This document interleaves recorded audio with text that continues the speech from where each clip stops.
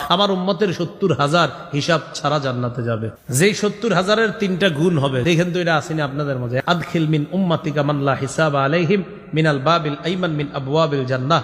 জান্নাতের ডান পাশের দরজা দিয়ে আপনার উম্মতের একদল যাদের কোনো হিসাব হবে না, জান্নাতে পৌঁছায় দেন।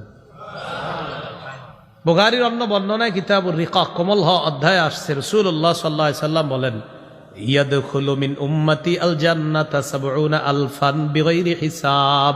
আমার উম্মতের ৭০,০০০ হিসাব ছাড়া জান্নাতে যাবে। যেই ৭০,০০০-এর 3টা গুণ হবে, জোরে বলেন কয়টা? দেখেন তো এটা আসেনি আপনাদের মধ্যে। 1 নাম্বার, হুমুল্লাযীনা লা ইস্তারকুনা, যারা গায়রুল্লাহর নামে ঝাড় ফুঁক করবে না। 2 নাম্বার, ওয়ালা ইয়াতাতায়্যারুনা, যারা শুভ অশুভ লক্ষণ নির্ধারণ করবে না।